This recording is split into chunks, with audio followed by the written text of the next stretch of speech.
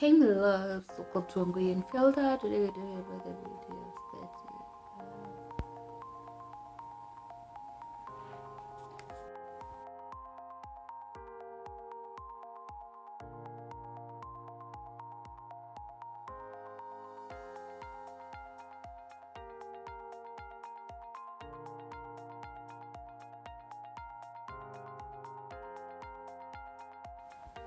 Hey my loves, welcome to Wangui Unfiltered. Today we're doing another video.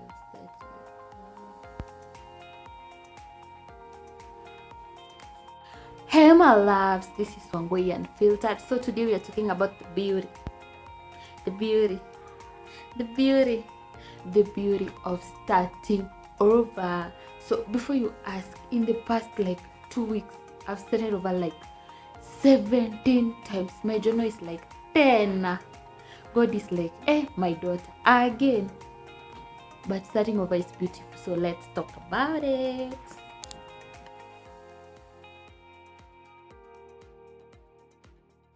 So my loves, in Kenya, like people act like starting over is a scandal. You know, you've changed your job and people are like, kwani what happened? You've moved out of a relationship, kwani mlifanyiana nini?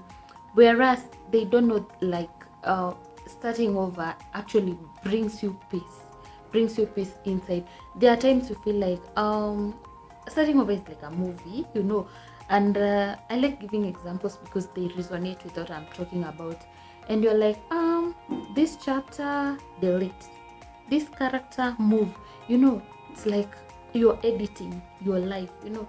And God gives us a chance to rewrite, restart, re-edit until you get that one perfect thing that you'd want for yourself. And honestly, sometimes some things need reset, you know. Even your phone, sometimes it behaves and you restart. So why not your life? And starting over doesn't mean that you're a failure or you didn't try, or people make it look like you started something that you were not even able to complete, so you're just quitting and starting over.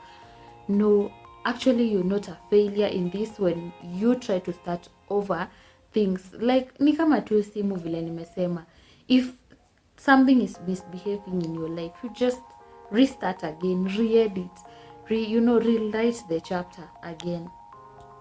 So what are the ways that you yourself know that you want to start over? Number one is when your mind is buffering. Like uko tu hapo una stare at things, you not knowing out, you don't know where you're moving to. That at that point you need to know that you need to start over. Number two is when you find everything annoying. Like something small makes you feel annoyed, you know. You're kakijiko kakianguka hivi umejam, sijui beshte yako akikwambia nini umejam. That means you really need to start over. Number three is when you start ignoring calls. Like people are calling you but you are ignoring because you don't want to explain to them what is going on in your life. That means there's something that you feel is not going right, that you're hiding. You're like a friend is calling you and you're like, pause, I'll not pick this call, not today girl. But that means you need to start over, because why don't you pick calls to explain? Because whatever you're doing, you're very sure it's not right, or it's not the right way to do things the way you're doing, or you're frustrated about what you started doing. How does starting over feel like? I've started over a million times and I know how it feels like. So it has stages of how it feels. Number one, there is the breakdown stage. You're crying, you're overthinking, you're feeling like, why are things not moving? Why am I not? You know, you're constantly overthinking. Your brain is running and you're like, so there is the breakdown moments. Then there is the awkward in between, that you're not who you're becoming. You're just there. Haujui unaelekea wapi ama unatoka wapi. Uko tu hapo. So those are the times I call the breakdown moments. You don't know where you are, and the in between, in between, you don't know uko wapi, uko tu hapo, uko tu, niko tu. The other one is when hope starts creeping in. You're like, everything is gonna be okay, things are going to be better, I'm doing better, I'm in a good position right now.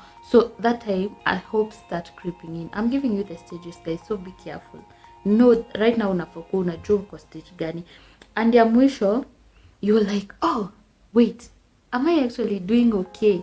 You find yourself now doing okay. You know, you first break down, you first get into the in between, then you get into hope, then you finally realize that you're doing okay. What is the role of God in your reset? Guys, listen and listen carefully. This is coming from me, from my heart, from what I feel, from what I've experienced. There is no reset more good than, you know, the reset of being led by God. Ukiongozwa na Mungu, hiyo reset inakuanga the perfect one. And one thing that I should say is, there's a time I always remind myself that my soul, just be still and know that, be still and know that I am God, you know. And sorry guys for the background, you had the noise and the everything. You know, I'm close to the road, so kuna mtasikia watoto wakicheza, gari zikimove, pikipiki, you know, and all that stuff. So I was talking about being still. Every time I'm worried, every time I get into a situation where I feel like I'm starting over again, but things are not moving, I'm always reminded by God, tulia nikupange, be still and know that I'm God. So there's this song that actually rings in my mind every time that I feel overburdened. Be still my soul, be still and know my God, He's in control, He's in control. Be still my soul, be still and know my God, He's in control, He's in control. So I'm reminding my soul that, tulia, be still. God will take everything into where it's supposed to be. And being still is not easy. You're like, God, I'm here, so what next? And you feel like God is not even answering you. He's just quiet. And you later on come to realize that actually He was healing some wounded parts of you that you didn't even know were wounded. You know, every time I'm like, God, ebu show me what you're doing, because in this situation umenyamaza. Then so He reveals to me what would have happened if He was not in that quiet position, healing some wounded wounds that I didn't know actually existed in me. So if you are in stillness, you're not stuck, you're just becoming. So how do I start over again? Let's talk about the simple steps that actually are doable to you all. Number one is clean your space. A clean room is equals to a clean mind. Your mind must be clean here. You know, make your room clean, you know, and everything. So when you make your room messy, even your mind becomes messy. God doesn't work in a messy mind. God doesn't work in messy places. So you have to make sure that your room is clean, your mind is clean. Number two is you journal honestly. You know, write down whatever you're feeling. I'm used to writing down my feelings in my journal. Najua hata my journal ishachoka. Juu zile vitu naandikanga, today niko sawa, I'm feeling this, tomorrow I'm all joyful, be honest. Don't tell your journal that, hey journal, I'm happy today. No, hey journal, today I'm broken, I feel like, you know, this and this is happening. Every time you're going through stuff, make sure you write down, you journal. Number three is talk to God like your friend. Muite God. Me I call God, namwambia God, kuja hapa, come tukae hapa tubonge.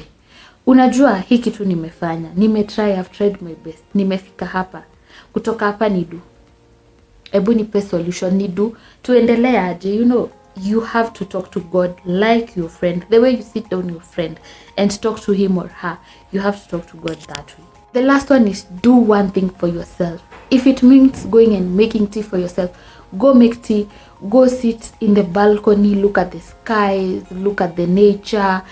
Personally, I love listening to music that hugs my soul. Unaona ile music unasikia imekuhug, like it has hugged your soul. I love listening to such music because whenever my soul is worried, whenever my soul is feeling like, oh, things are not going, inakutuliza kidogo, then Mungu anakukumbusha in that stillness, anakukumbusha tulia, tulia, tulia, nikupange mtu wangu, tulia nikupange. If you're watching this and you're feeling tired, I want you to know that you're not left behind. You're not broken beyond repair. You're just evolving, and you know, you're just shifting. You're just shifting to other levels.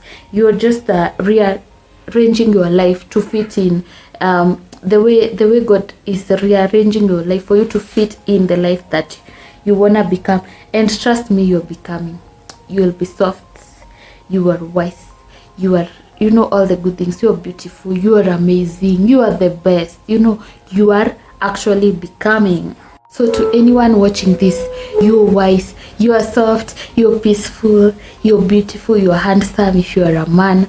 And I hope this video just gave you a hug that you needed.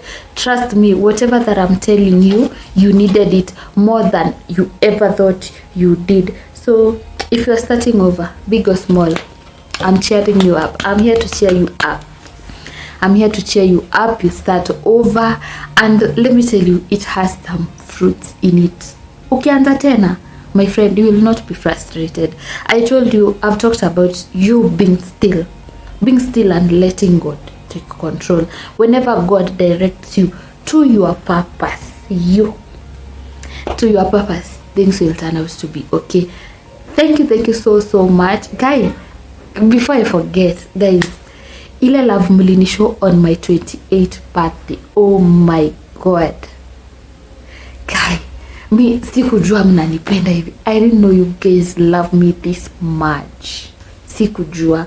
And to be honest, hey, nyinyi wote, if at all naweza pata opportunity ya kuwa hug to nyinyi wote, I'd hug all of you because you made my birthday amazing. I had a good day. I had the best day last weekend.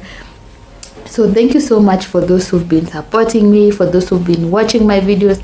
Guys, mimi nimeamua hii channel yangu itakuwa na purpose ya healing, womanhood and faith. So I bet I should be teaching you some lessons that I've learned from my experience.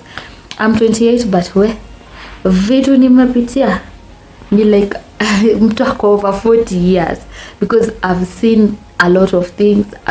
You know, and so many people don't open up out here to tell people I went through this. So what helped me is this. I went through this, so I learned from my own experience. So bye bye, see you on the next video.